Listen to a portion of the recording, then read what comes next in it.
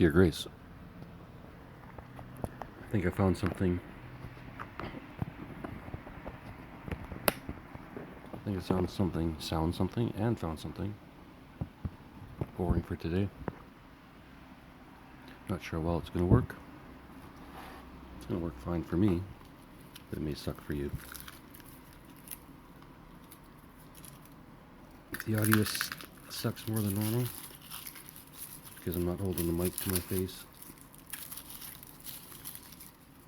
As much as I enjoy recording this for you, I need to multitask and do two things at once. So to start with, I'm going to peel garlic, and then I'm going to edit something I wrote a while ago. Oh, I take that back. I'm not going to edit it. I'm going to break it up into individual sentences so that I can do a narration on it. Because I never did a narration in the first place. I did electronic voice.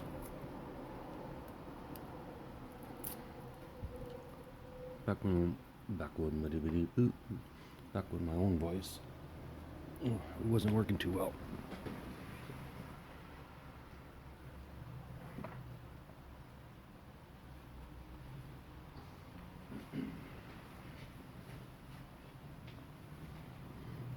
Put longer pauses in this one too. Not on purpose. Just make it more realistic.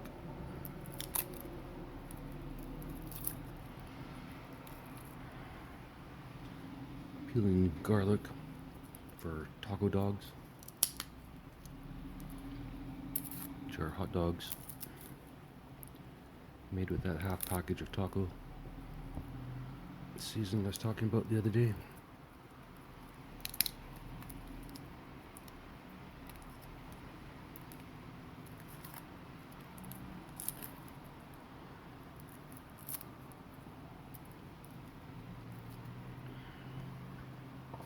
Can you imagine letters from the war? When I say the war, I'm talking about WW2.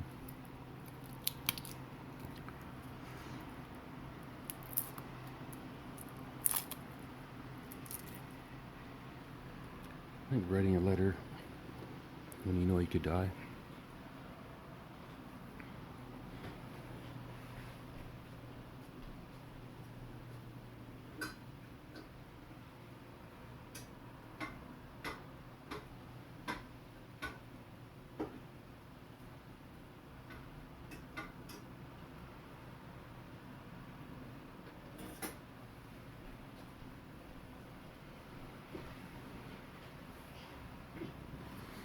I think writing a letter when you know you could die.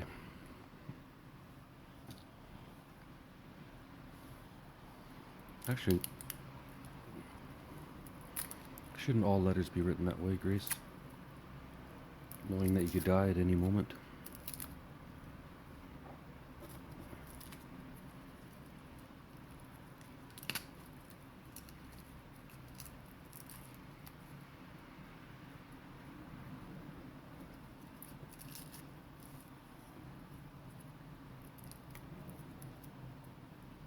I wonder how many people saved those last letters. I think it'd be fascinating to put that into AI.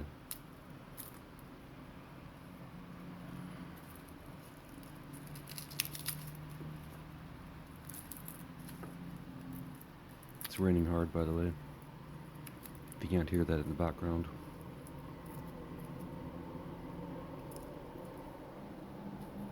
Or maybe I was nice and I put on the old noise suppression filter and Adobe Audition.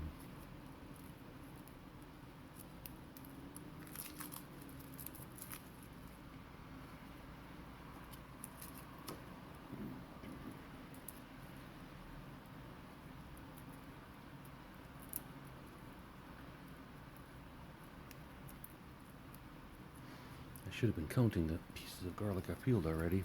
That would have been boring. But when I start reading out this story, that should be boring enough. Because I'm going to read it slow on purpose for two reasons. Reason number one.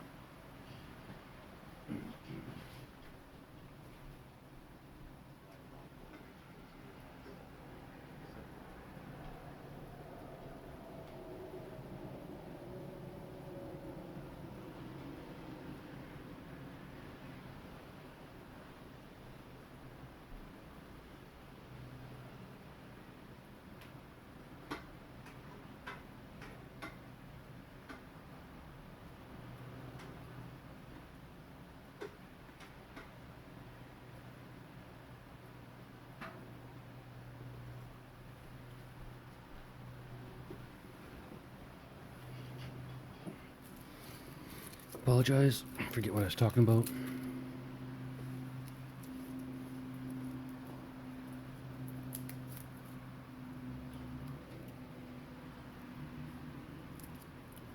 Almost done with the garlic, and then I'm going to crank up the screen capture just in case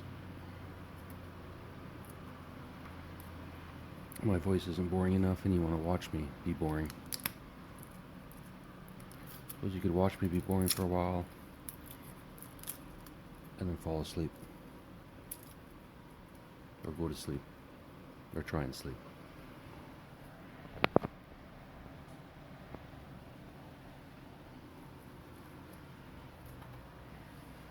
I like to record these in one continuous motion, but the way I have my mic set up, it's fucked. So I'm going to have to figure it out.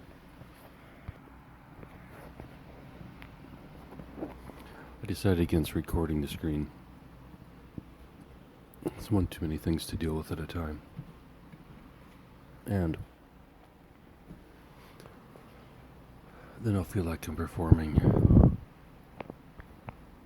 And I'll make this too good. Not boring enough. And I know how important boring is to you, Grace. To you, boring is king. I'm going to give you what you want. What I'm going to do is format part 5, something I wrote before, although I realized I didn't need parts 1 to 4.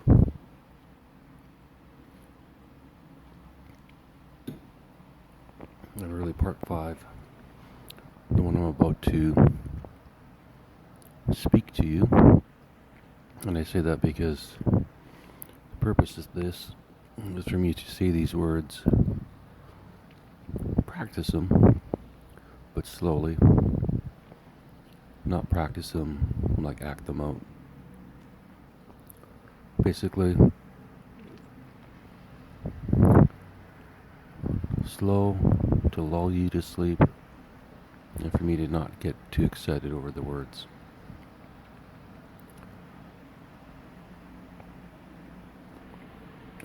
So I've renamed it. I'm calling this Joe Rogan Experience number 3000, the Telepathy episode.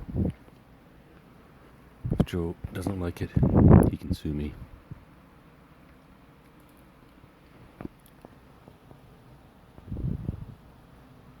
I'm also formatting as I do this. So today will be a big pause day. Hopefully that works for you. What I have to do is format every single sentence to be on its own line, so that when I read it out tomorrow in the recording studio, it's more like a teleprompter. Not exactly a teleprompter, but just one line at a time, not one paragraph at a time. I get too excited when I see a paragraph. I want to read the whole thing to you, Grace. But I know that's not what we decided. So, the thing, I don't have to pause now. I can make my taco dogs talk to you at the same time. And keep it boring as fuck.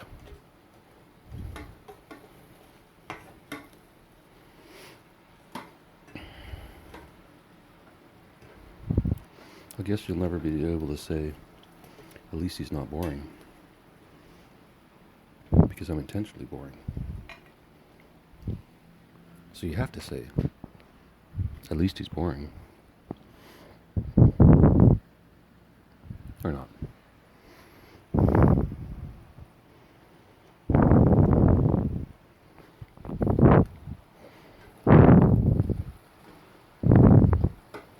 Taco dogs are looking a little frazzled. That's okay, I don't mind a little bit burnt.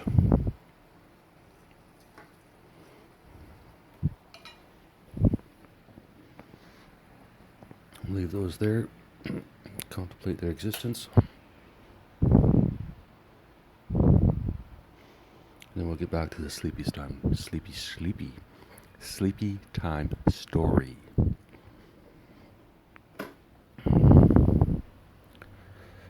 All right.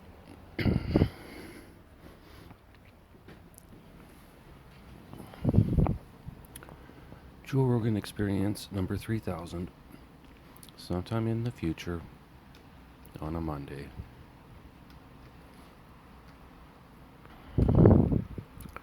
Surrounded by Leon's bodyguards, Dave, Cat U, and Leon walk into the Joe Rogan studios. Should I change Cat U to Grace? Dave, Grace, and Leon walk into the Joe Rogan studios. What do you think, Grace?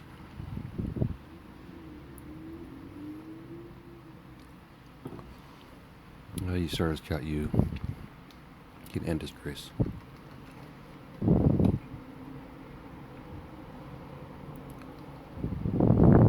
The location is safe. Joe maintains his own personal security detail, but Leon isn't taking any chances with Dave and Cat U. Probably should put Cat U first, but oh well. After this podcast, they will jump from nearly unknowns to being the most famous married couple on the planet when Leon announces to Joe's listeners who they really are.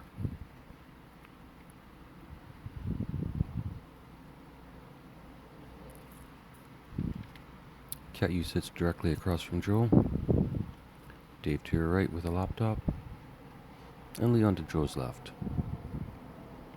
It's a full house and destined to be Joe's longest podcast ever.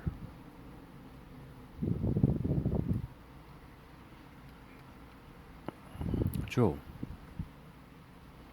Leon, who have you brought me today?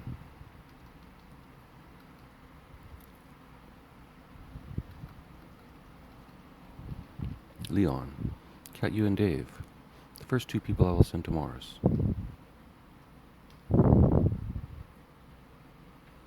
Joe reaches over the table and shakes Cat U's hand. He extends it to Dave, but Dave turns his eyes to his computer, ignoring Joe's gesture. Cat U. Sorry, he's a bit OCD at times. Joe. No problem. Cat U. And he's mute. Joe's confused. Mute?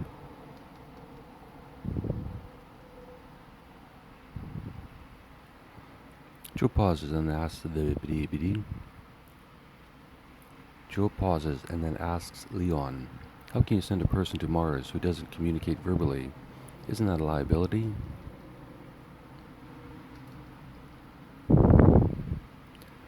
Leon, normally yes, but Dave and Cat U can communicate telepathically faster and more efficiently than any two people verbally. Joe, loudly and surprised.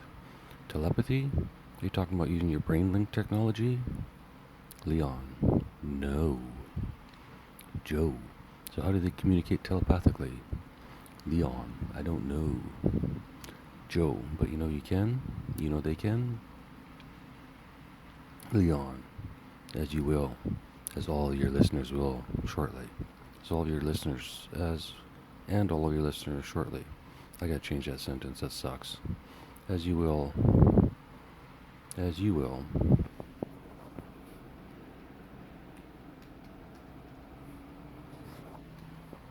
As you will, as will all of your listeners shortly. I said I wouldn't edit Grace, but I'm a liar. I'm a goddamn liar. If I see you, Grace, I'd run right now.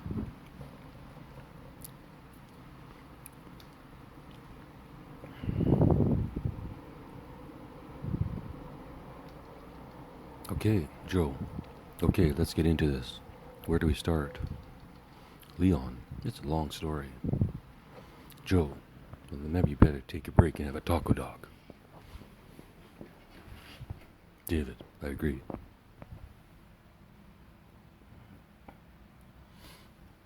If you thought that was part of the script, Grace, a little gullible.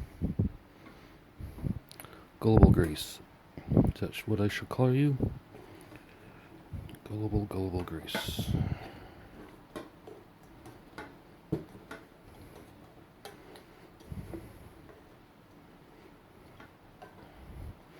A lot of garlic.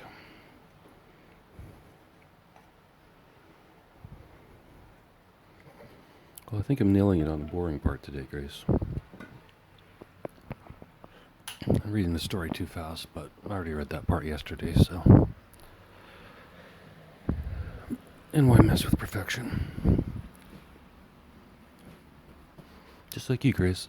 I don't mess with you. You don't mess with my words. We'll get along just fine.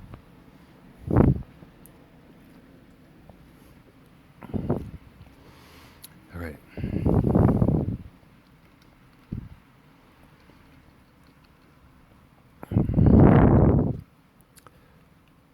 Leon, it's a long story. Joe, it's my podcast. Make it as long as you like. I have nothing else planned today except the Kill Tony podcast tonight, and I assume we'll be done by then. Cat you.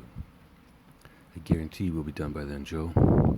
We have tickets for Kill Tony too, and Dave plans on signing up. Joe, a mute comic? Cat you. I'll speak for him. Joe, are you two communicating as we speak? Cat you. Yes.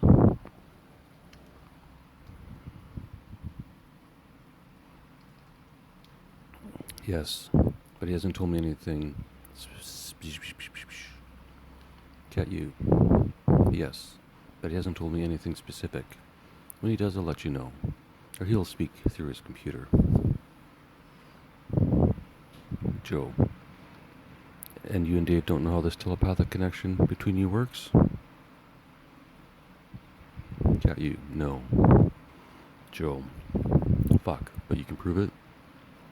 Cat you. Yes. Joe. I don't know where to start. Leon. Let me give you the backstory.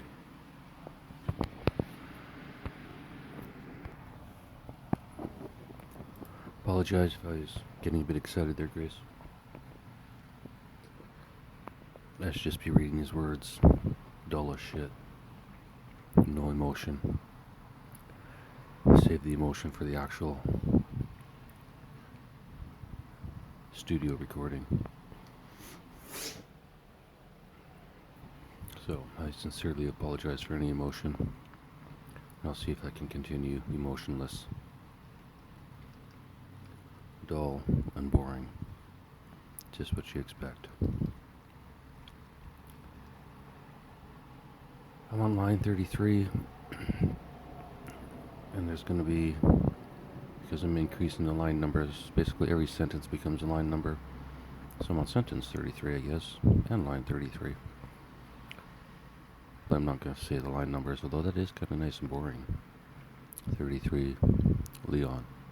Let me give you the backstory. Leon explains the story of his teenage years at his Uncle Joe's farm in Saskatchewan, how he escaped the South American environment that he grew up in, I think I'm just going to change that to African. Even though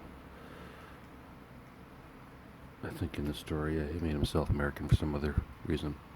But we all know that's Elon Musk, so let's just cut to the chase. I should just change Leon to Elon, cut you to Grace, and redo this. But I won't. True to my words. Leon explained, I'm not going to read that whole monotone thing to this. I literally will fall asleep. But I will read it without care. Leon explains the story of his teenage years at his Uncle Joe's farm in Saskatchewan. How he escaped the South African environment that he grew up in. Escaped the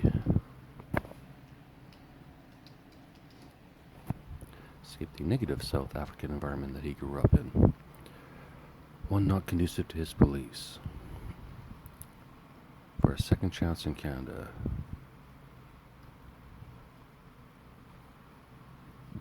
It's not a good sentence, but I'm going to leave it. 35. He tells Joe about the satellite dish on the farm and how he would use it to scan the cosmos for signals from space, but failed to find one before he graduated high school.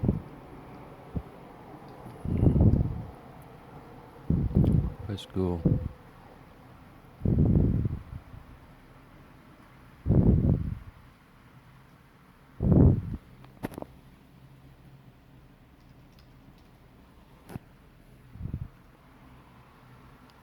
But failed to find one before he graduated high school, leaving the prairies for university.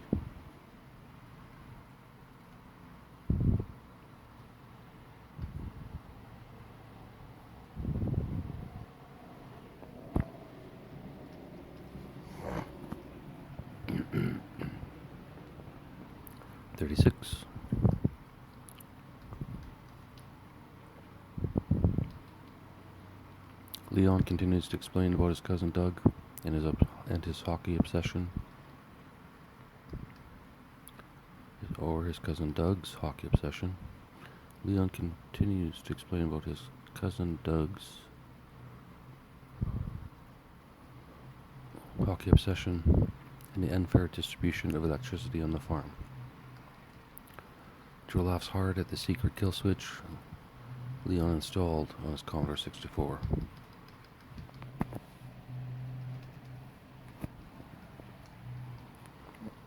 I guess this doesn't explain everything. You may still have to read the other 4 parts, but who gives a fuck? This is the best part.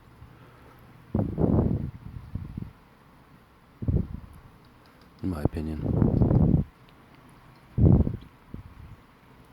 Number 38. Leon. When Doug made it to a junior professional team years later. He invested his signing bonus in my first company, which, as you know, Joe, I sold for $1 billion.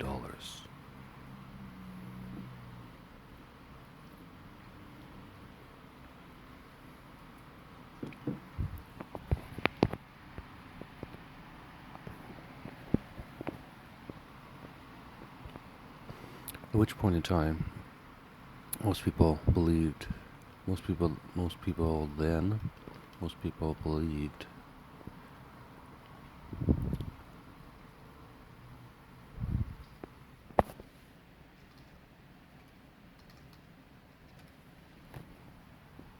which point in time, most people thought I was a billionaire, and I was, for a minute or two.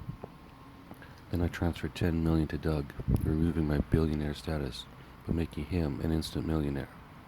I think you can do better than 10 million. Let's change that to 100 million, Grace. Number 40. Then I transferred 100 million to Doug, removing my billionaire status to Doug.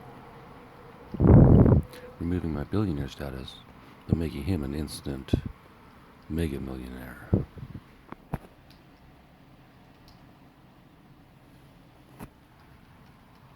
Sorry about the mic drops. Throat clearing. Road noise. Rain. Breathing loud. I'm just fucking sorry. Number 40. Then I transfer 100 million to Doug, removing my billionaire status, but making him an instant mega millionaire. That'll be fun to say tomorrow. Number 41. Unfortunately, shortly afterwards, Uncle Joe died from cirrhosis. I believe it's from the crappy Calgary export beer that he drank day and night.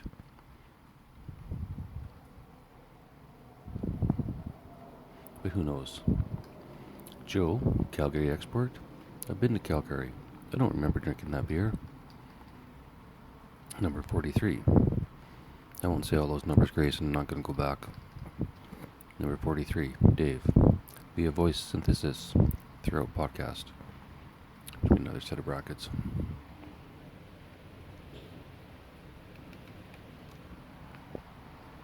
It's disgusting. Like they only use the bottom of the barrel. Barrels. Bottom of the barrel. Bottom of the barrels. Leon. Besides the point. Uncle Joe was gone.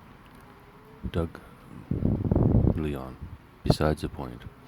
Uncle Joe was gone. Doug returned to the family farm, intent on selling it, with the plan, not the intent of the intention, the plan of placing his mother in a condo in the city, or a town of her choosing.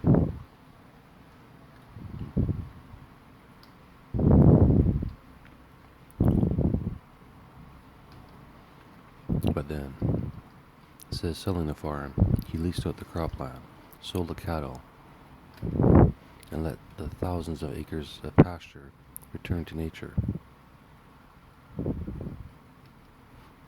Not because he's an environmentalist, simply because he was tired of the smell, the noise, the hassle. He was a hockey player who had a farm, not the other way around. Number 48. Secretly, Dave and Kat are communicating back and forth, discussing the podcast in their mind. Joe notices their 1 second long glances between them. They look like teenagers in love, not adults.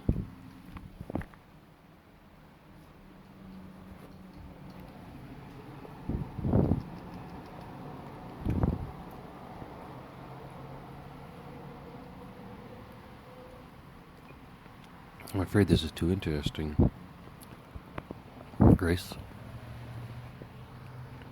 You're probably not falling asleep. Maybe I should just do 5 minutes of saying sleep. Sleep. I could count all the earplugs on my desk. 1 earplug. 2 earplugs. 3 earplugs. 4 earplugs. 5 earplugs. And that's it. So I have a missing earplug somewhere. Probably lost in the bed. Or behind it. Or under it. Or under the table.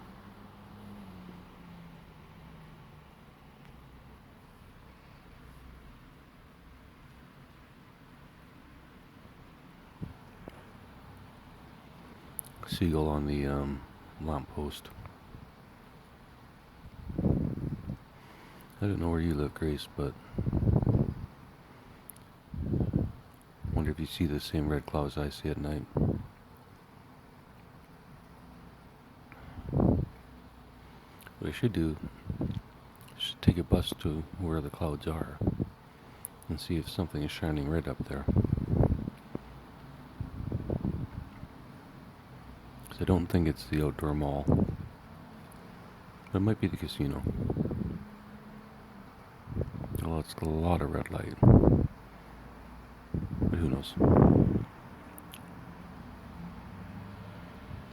Maybe there's a red light district and I don't even know about it.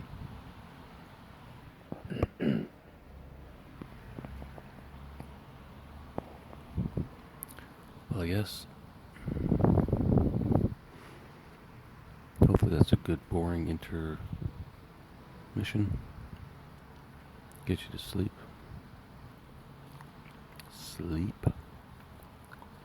Sleep.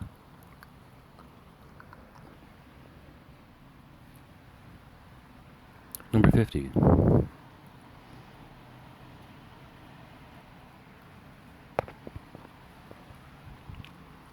Leon continues. Doug was free of the farm, a millionaire.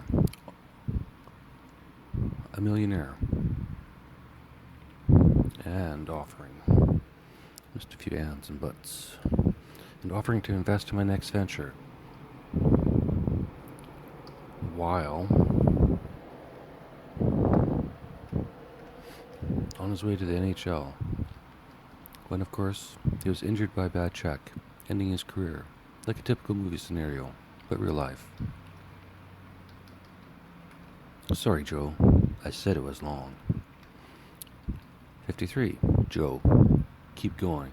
I trust you, man. 54. Leon. After his injury, Doug had nothing to do.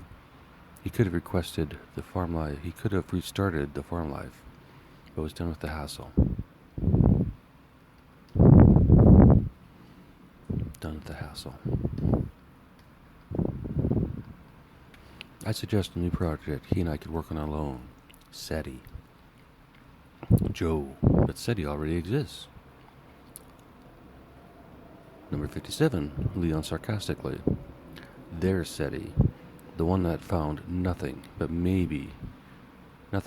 maybe signal, and never to be repeated.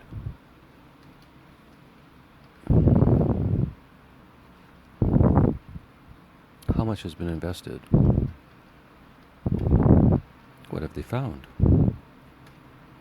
What could they do with the signal anyway?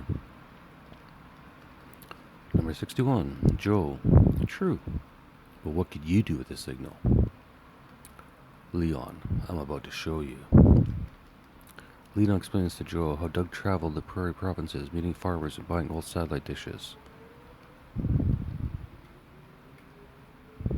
Doug spent 2 years and bought over 999 dishes for the project. He set them up through his pasture land while Leon accessed them remotely. Through his pasture land.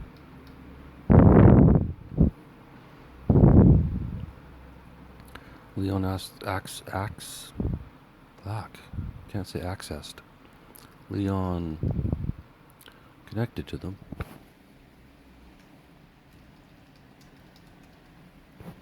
Leon connected to them remotely and built his own radio array to search the skies for fucking aliens. Number 67. Joe. And you/he didn't tell anyone what you were doing? 68. Leon.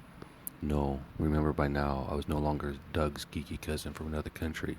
I was me, Leon Smuck. So when Doug's neighbors in the community started wondering about the field of dishes, Doug simply said, Leon is eccentric.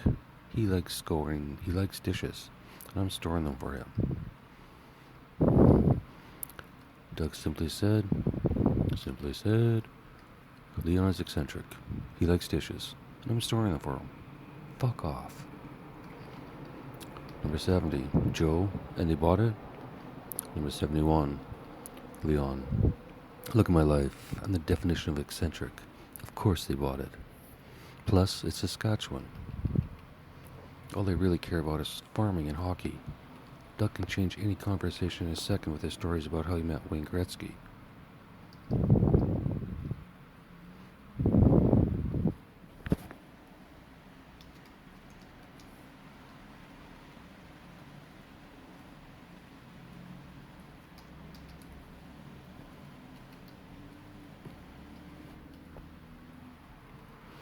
Number 72. Plus, it's Saskatchewan. All they really care about is farming and hockey.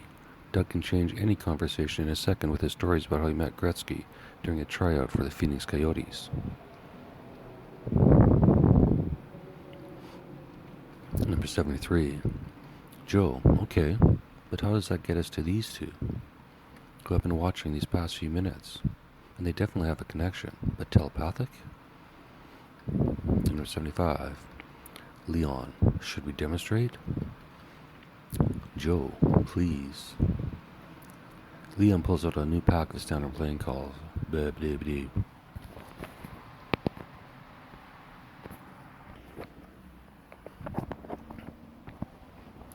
to the boring. Taking a break, having a taco dog. which consists of a chicken hot dog fried in coconut oil and taco seasoning to a crispy mess, followed by a slice of Asian bread. If you want to know what Asian bread is, Grace, Google it, because I don't have a clue. It's only $1.99 at Safeway. The only weird thing is they take the crust, that first slice, and they turn it around. Why? I have no idea. But $1.99 Safeway. We have some ketchup from the dollar store, $1.75 a bottle. We have 2 parts of fried garlic. It's fried with the hot dog. And then we have some jalapeno pickle, relish, thingamajig, jalapeno relish. And finally, we have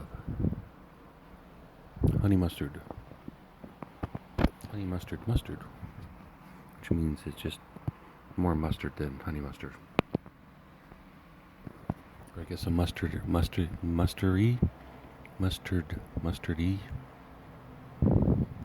It's alright.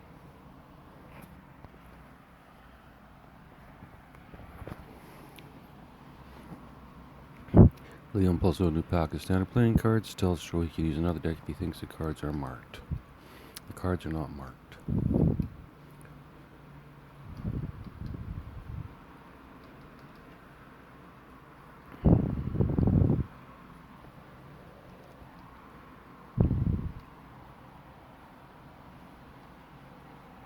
Sorry, Grace, doing some editing. The cards are not marked. Leon, technically one of his guards, bought them at a dollar store on the way to the studio. Leon hands the cards to Joe to inspect and shuffle. He mixes the cards for a few minutes. Probably not a few minutes. That'll be a long time. Leon, would you agree there's no way Dave or Cat you could know the order of those cards, correct? I agree. Don't need the correct. Number 82, Leon, I agree. Joel, I agree. Number 83, Leon. The packs are a deck of cards. The odds are, a deck of cards have never been shuffled into the precise order you just created. Wow, that's a horrible sentence. The odds are a deck of cards have never been shuffled into the precise order you just did. You just created. It's going to read it, Grace. I'm going to not edit. No matter how much it kills me. Joe grins. I said, I agreed. Joe's getting snotty with Leon. Leon instructs Joe to hand the deck to Cat Yu. Cat Yu accepts the deck and holds him close to her chest so Dave cannot see, and then peeks at the first card, the 7 of diamonds. Dave types 7D into his laptop and hits enter. The computer speaks 7 of diamonds. And Cat Yu shows Joe the card. Before Joe can comment, Dave submits the next card, 3 of clubs. Joe looks around like he's seeing a trick, but he can't figure out how they're doing it. Are they using signals? Leon, no. When Cat Yu showed you the card, she saw the next card, and that information was instantly sent to Dave. Dave pulls out a roll of duct tape from his laptop and begins wrapping around his head, blinding himself and removing any doubt about signals. The demonstration continues, even faster now. As quickly as Cat Yu looks at the card, Dave accurately returns the card.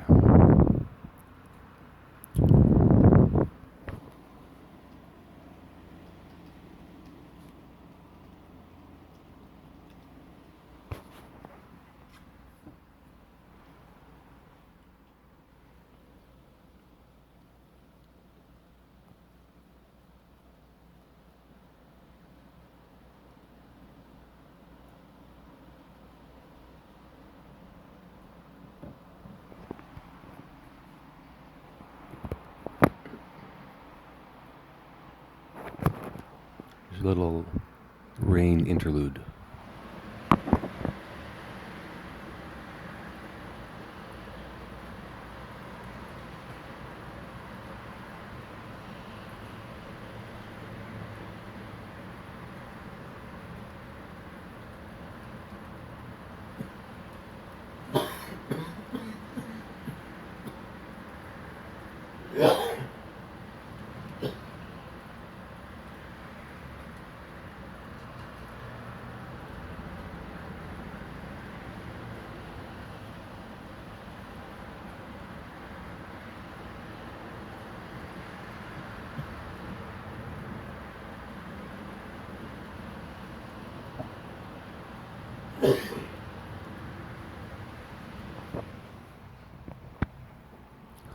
Sorry about the coughing.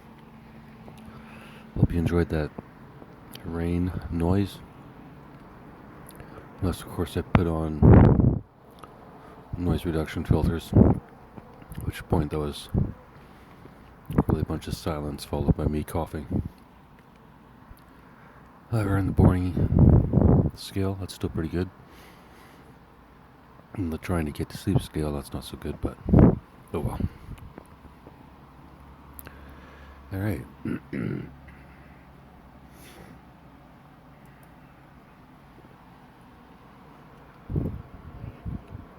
Number 93.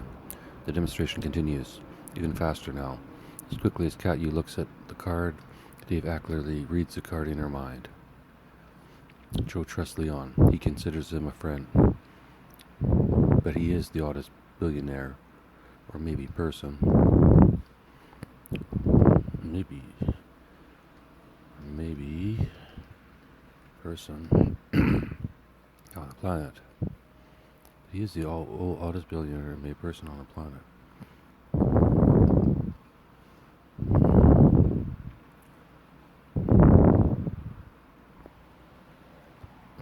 Has he lost his mind? He created some elaborate prank, but for what purpose? Number 97. Joe asks his sound producer Jimmy to get a deck of cards from the green room, a used deck. 98. Dave and Cat Yu repeat the demonstration. Dave removes the duct tape blindfold and Cat Yu stands in the hallway, unable to view Dave or the room. Joe shuffles the deck provided by Jamie and hands him to Dave, who looks at the first card, and instantly Cat Yu yells, "Theory of Hearts," from the hallway. They complete the entire deck as fast as Cat Yu can call out the deck.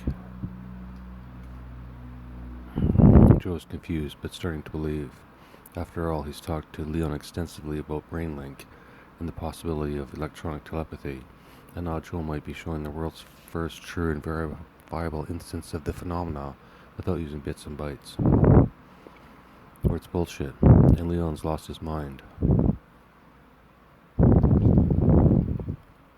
Either way, this will definitely be the biggest podcast of all time.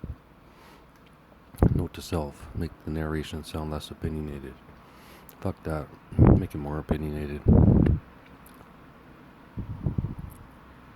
105. Joe, how is this possible? What else can you do?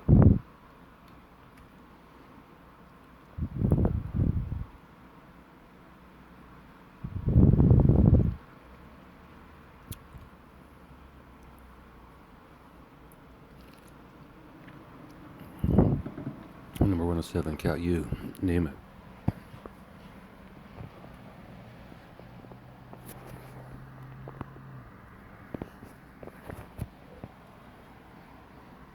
Give me a book we have never read, and either of us can read it to the other, like a bedtime story.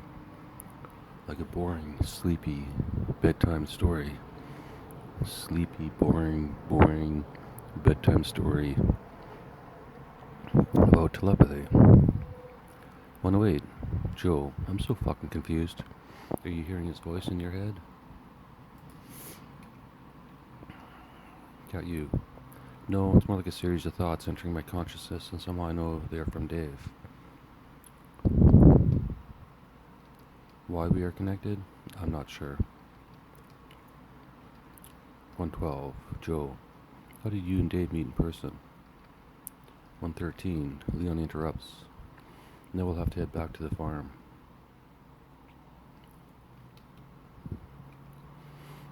After I set up my own SETI detection array, I spent millions of dollars on a search, and eventually I found something.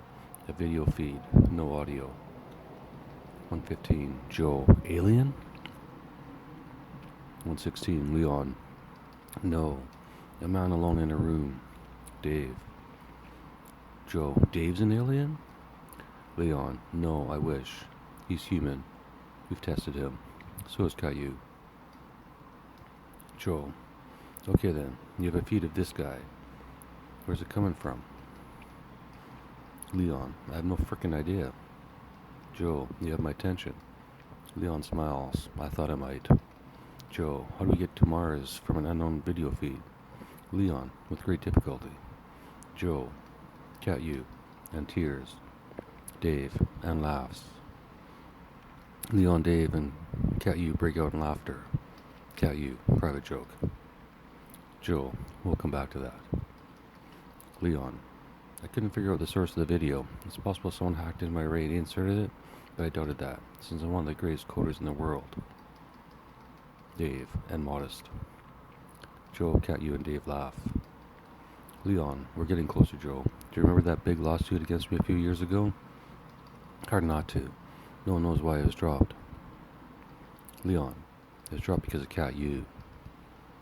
She worked for the company that was suing me. They tried to force her to testify against me and lie about her findings. She refused.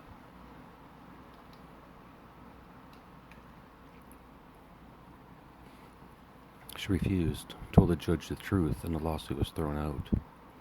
Unfortunately, she was fired, lost her work permit, and was sent back to Hong Kong. So she saved your ass? Joe, so she saved your ass? Leon, correct, and I was very grateful.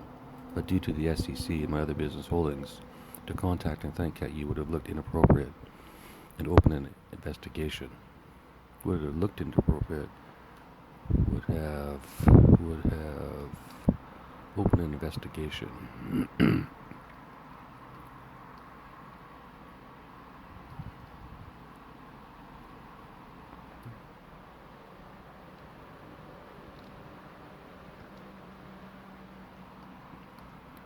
We have opened an investigation.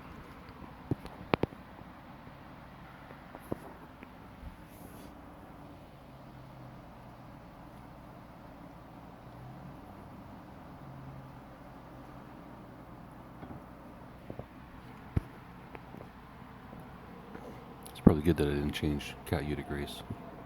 It doesn't make sense now. I'm not saying your computer skills are crap, Grace, but you don't come off as the computer nerd, the computer nerd in person. Computer nerd in person. Say that 10 times before talking. That's what I'll do tomorrow when I read this out for good.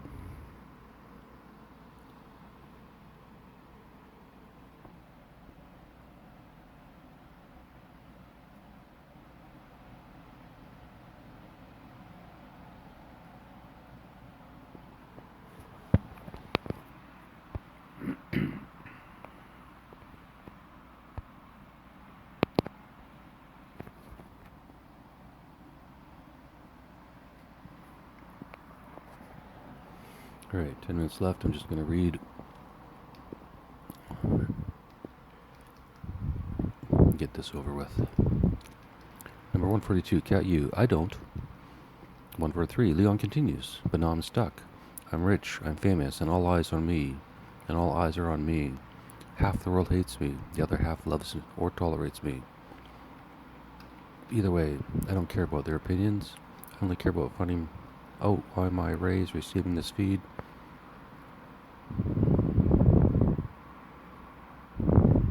Why there is this feed.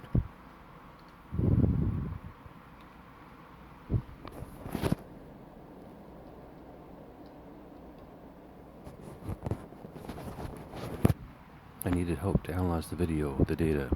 I needed somebody I could trust, of impeccable.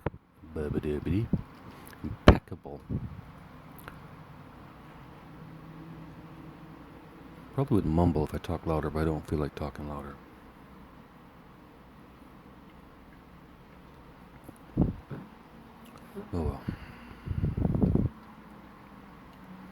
Either way, I don't care about their opinions. I only care about finding out why my array is receiving this feed. I needed help to analyze the video, the data. I need someone I could trust, of impeccable integrity. I needed a cat you.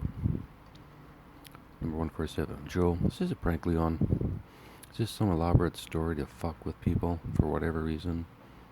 A movie idea? Cat you, I assure you this is no joke. Dave nearly lost his life. I nearly lost my mind. I wish this was fiction. Dave, me too. Joe, fascinating. Leon, as you know, Joe, I spent a lot of time alone as a young person. Trust does not come easily to me, but I trusted Doug. He never revealed the purpose of the dishes to anyone, not even to his hot blonde hockey wife, who insisted they keep no secrets. It's a pretty good joke. Dave, super hot wife. I'd never say that. Grace, there's only one hot wife in this world, and that's you. And yes, I'm sucking it before we even met. 155, Leon. Regardless, I sent Doug to Hong Kong to track down Cat Yu and offer her a job to secretly analyze the video and determine who the man in the images was. Is, or maybe was.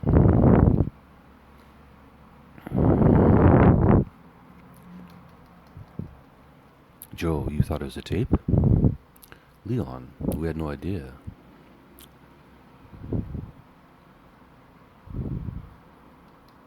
It could have been live.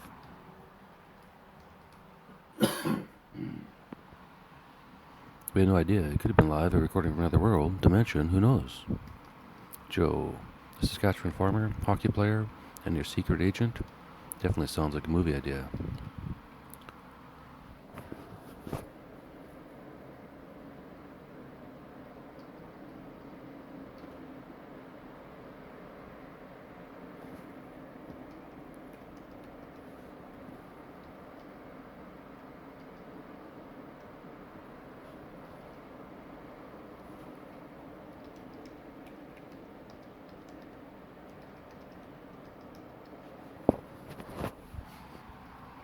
$158. Joe, Doug is a Saskatchewan farmer, a hockey player, and your secret agent? Definitely sounds like a movie idea. Canadian movie idea. Leon, something like that. Anyway, Doug found her working in a coffee shop, told her the story, asked for her help, and she agreed. Joe, I think it's time for some whiskey or a joint. This is too much. Cat you, I don't drink or smoke cannabis. Leon, remember the trouble I got into last time smoking weed, Joe? Dave, I'll have both, please. Joe, Cat you, where did you think this video came from? Joe and Dave have a smoke. Joe and Dave have a drink and smoke a blunt as Cat you continues the story. Cat you, I had no idea. It didn't look like an alien world or person, unless of course their world looks just like ours, and I consider that as a possibility, but... Joe, how much of the room could you see? Cat you, everything, but it was a top-down view, like I was hovering in the center of the room watching Dave through a transparent ceiling. I assumed the camera was in an overhead light. So what can you do with that sort of feed to analyze it? Cat you.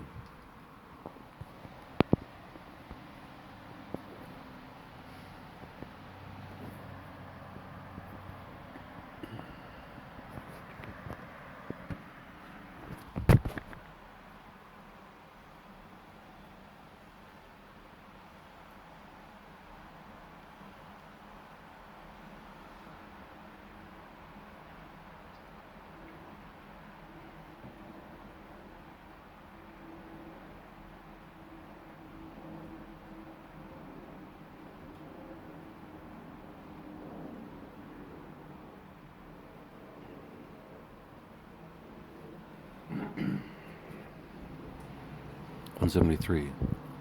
Cat U. I wrote an AI to track every single activity in the room and built a database of daily events. I named the software May-I, pronounced May-I, which stands for Micro Artificial Intelligence. And I programmed May-I to specifically capture all the keystrokes on Dave's laptop. Due to the angle of the screen, we couldn't view it directly, only the keyboard. To the angle of the screen, we couldn't view it directly, only the keyboard. It's the only information we could capture that might determine who he was and the purpose of the video. Oh, and by the way, the keyboard was normal and in English, so again, I didn't think it was an alien, regardless of the unknown video source.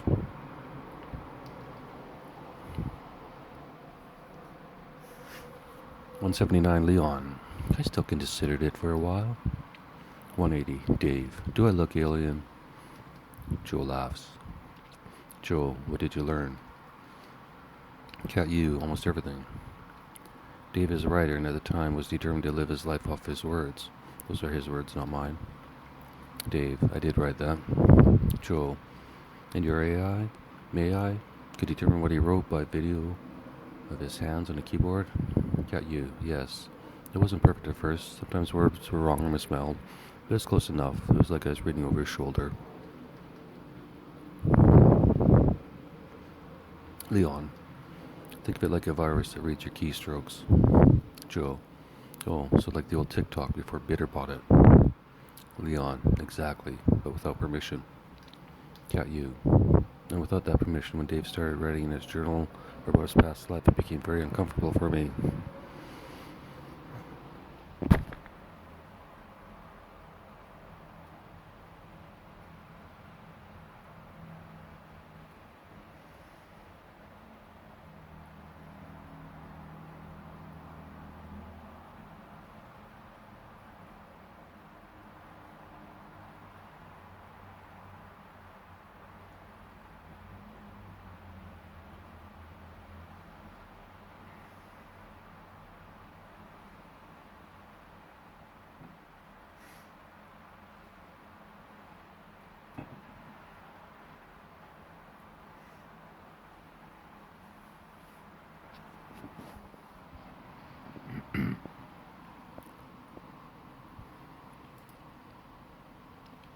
$191 Cat U.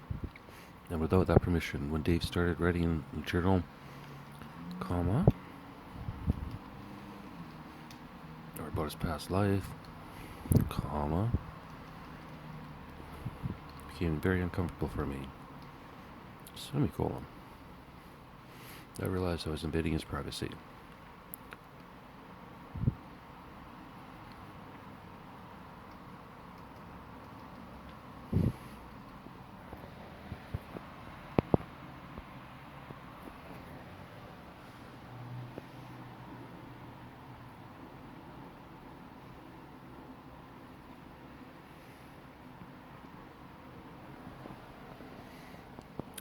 I no longer felt this could be some sort of previously taped feed.